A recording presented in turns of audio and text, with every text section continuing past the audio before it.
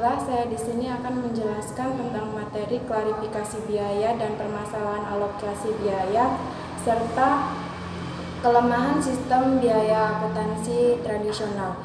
Yang pertama yaitu klarifikasi biaya dan permasalahan alokasi biaya. Dalam perusahaan manufaktur, biaya menurut spesifikasi manfaatnya itu dibagi menjadi 5. Yang pertama yaitu biaya bahan baku, biaya tenaga kerja langsung, biaya overhead. Biaya overhead ini dibagi menjadi 3. Ada biaya bahan penolong, ada biaya tenaga kerja penolong, dan biaya publikasi lain. Klarifikasi yang keempat yaitu biaya pemasaran. Yang kelima, biaya administrasi dan umum. Kemudian biaya-biaya tersebut dikelompokkan menjadi 2 kelompok besar. Yang pertama, biaya produksi dan biaya operasi. Biaya produksi sendiri tersusun dari biaya bahan baku langsung, biaya tenaga kerja langsung, dan biaya overhead. Akumulasi dari ketiga kelompok biaya itu selama 1 periode akuntansi menghasilkan biaya produksi untuk periode tersebut. Terus kelompok besar yang kedua, biaya operasi. Biaya operasi ini terdiri dari biaya pemasaran dan biaya administrasi dan umum. Terus saya juga akan menjelaskan tentang kelemahan sistem akuntansi biaya tradisional.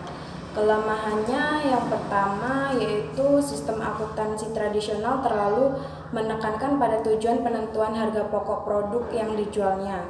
Terus yang kedua, berkaitan dengan biaya overhead. Sistem akuntansi biaya tradisional terlalu memusatkan pada distribusi dan alokasi overhead ketimbang berusaha keras mengurangi pemborosan dengan menghilangkan aktivitas yang tidak bernilai tambah. Terus yang ketiga, kelemahan yang ketiga, sistem akuntansi biaya tradisional tidak mencerminkan sebab akibat biaya karena seringkali beranggapan bahwa biaya ditimbulkan oleh faktor tunggal seperti faktor volume produk atau jam kerja langsung. Kelemahan yang keempat, sistem akuntansi biaya tradisional seringkali menghasilkan informasi biaya yang terdistorsi sehingga mengakibatkan pembuatan keputusan. Kelemahan yang kelima, sistem akuntansi biaya tradisional menggolongkan biaya langsung dan tidak langsung serta biaya tetap dan biaya variabel hanya berdasarkan faktor penyebab tunggal yaitu volume produk. Terus kelemahan yang keenam, sistem akuntansi biaya tradisional menggolongkan suatu perusahaan ke dalam pusat-pusat pertanggungjawaban yang kaku dan terlalu menekankan kinerja jangka pendeknya. Kelemahan yang ketujuh, sistem akuntansi biaya tradisional memusatkan perhatian dan perhitungan selisih biaya pusat-pusat pertanggungjawaban dalam suatu perusahaan dengan menggunakan standar tertentu. Kelemahan yang kedelapan, sistem akuntansi biaya tradisional tidak banyak memerlukan alat-alat dan teknik-teknik yang canggih dalam sistem informasi dibandingkan pada lingkungan teknologi hijau saat ini. Kelemahan yang kesembilan, sistem akuntansi biaya tradisional kurang menekankan pentingnya daur hidup produk. Hal ini dibuktikan dengan perlakuan akuntansi biaya tradisional terhadap biaya aktivitas perekayasaan serta penelitian dan pengembangan. Di sini saya akan menjelaskan mengenai activity based costing. Activity based costing adalah pendekatan penentuan biaya yang membebankan biaya ke produk atau jasa sesuai dengan konsumsi sumber daya oleh aktivitas.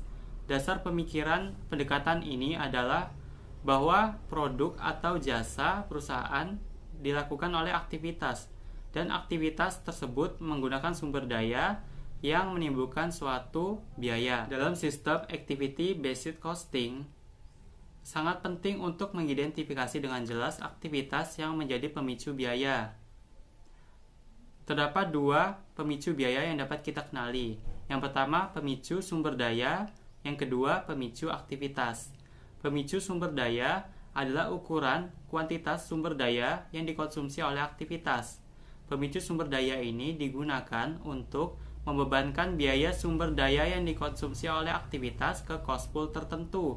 Sedangkan pemicu aktivitas adalah ukuran frekuensi dan intensitas permintaan suatu aktivitas terhadap objek biaya. Pemicu biaya aktivitas digunakan untuk membebankan biaya dari cost pool ke objek biaya. Landasan penting dalam menghitung biaya berdasarkan aktivitas adalah pengidentifikasian pemicu biaya bagi setiap aktivitas. Pemahaman yang tidak tepat atas pemicu biaya akan mengakibatkan ketidaktepatan pengklasifikasian biaya, sehingga menimbulkan dampak bagi manajemen perusahaan dalam mengambil keputusan. Karena itu, diperlukan pertimbangan yang matang dalam penentuan pemicu biaya. Beberapa hal yang dapat dipertimbangkan oleh manajemen perusahaan antara lain yang pertama, yaitu penentuan jumlah cost driver yang dibutuhkan. Jadi, semakin banyak cost driver yang digunakan, semakin akurat laporan biaya produksinya. Yang kedua, yaitu pemilihan cost driver yang tepat. Terdapat banyak kegiatan dalam perusahaan yang dapat diduga menjadi pemicu biaya. Karena itu, penting sekali memahami prinsip utama dalam menentukan biaya. Perbandingan biaya produk secara tradisional dan activity based costing. Pada dasarnya, metode activity based costing merupakan konsep yang sederhana.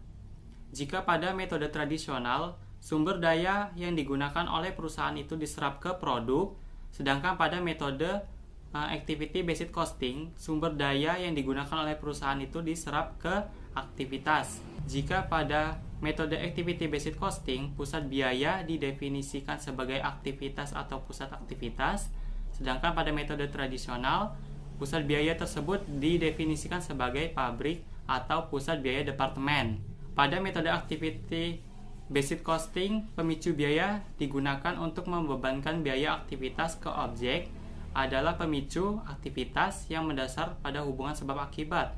Sedangkan pada metode tradisional, pendekatan tradisional menggunakan pemicu tunggal yang mendasar pada volume yang seringkali tidak melihat hubungan antara biaya sumber daya dan objek biaya. Proses alokasi biaya 2 tahap. Dalam proses pembebanan biaya overhead dengan metode activity based costing, terdapat 2 tahap yang harus dipersiapkan. Pada tahap pertama, membebankan biaya overhead pada aktivitas.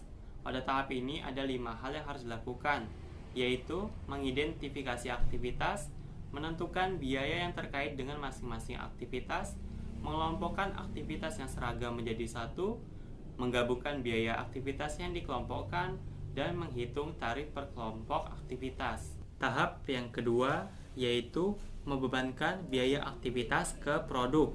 Setelah pembebanan biaya aktivitas selesai dilakukan, langkah berikutnya adalah membebankan biaya aktivitas tersebut ke masing-masing produk.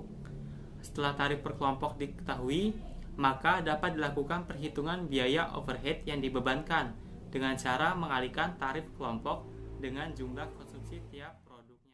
Kapan sistem ABC diperlukan? Jika perusahaan menghadapi persaingan yang sangat ketat dengan para pesaingnya dan penetapan harga jual sangat berpengaruh terhadap keunggulan bersaing, maka penggunaan sistem ABC akan sangat diperlukan. Karena sistem ABC menghasilkan penetapan biaya produksi yang lebih akurat dibandingkan dengan sistem tradisional, maka dapat menolong perusahaan dalam mengelola keunggulan kompetitif yang dimilikinya. Terdapat 2 hal mendasar yang perlu dipertimbangkan dan penting dipenuhi sebelum metode ABC diterapkan sebuah badan usaha, yaitu 1. Jumlah biaya yang tidak didasarkan pada volume produksi harus berupa persentase yang signifikan dari biaya overhead total. ABC akan lebih baik diterapkan pada perusahaan yang biaya overhead-nya tidak hanya berpengaruh oleh volume produksinya saja. Yang kedua, perbandingan proporsi antara aktivitas yang didasarkan pada volume produksi dan non-volume produksi harus berbeda. Pada kondisi ini, penggunaan sistem ABC justru tidak tepat karena hanya dibebankan ke produk yang menggunakan pemicu biaya yang didasarkan pada volume produksi dan non-volume produksi. Jadi, perusahaan yang produksinya homogen akan menggunakan sistem tradisional dalam menghitung biaya produk karena masih cukup memadai. Keunggulan dan kelemahan metode ABC. Keunggulannya dibandingkan dengan metode tradisional itu, 1. Dapat mengatasi diversitas volume dan produk sehingga pelaporan biaya produknya lebih akurat. Yang kedua, mengidentifikasi biaya overhead dengan kegiatan yang menimbulkan biaya tersebut. Yang ketiga, dapat mengurangi biaya dengan mengidentifikasi aktivitas yang tidak bernilai tambah. Yang keempat, memberikan kemudahan kepada manajemen dalam melakukan pengambilan keputusan.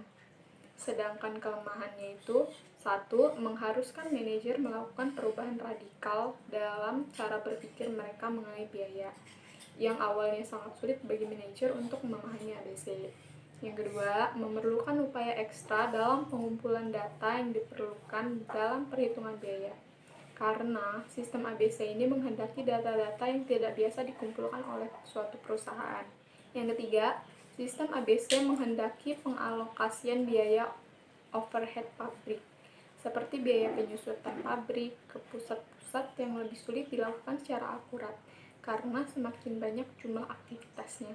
Yang keempat, tidak menunjukkan biaya yang akan dihindari dan menghentikan pembuatan lebih sedikit produk.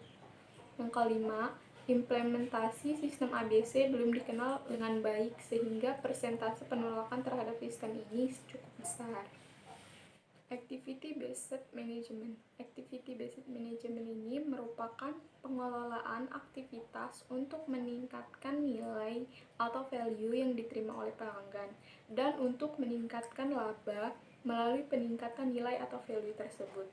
ABM ini menggunakan ABC sebagai sistem informasi utamanya. Keunggulan ABM dibandingkan dengan metode tradisional ini, satu, ABM mengukur efektivitas proses dan aktivitas serta mengidentifikasi bagaimana proses dan aktivitas tersebut bisa diperbaiki untuk menurunkan biaya dan meningkatkan nilai bagi pelanggan.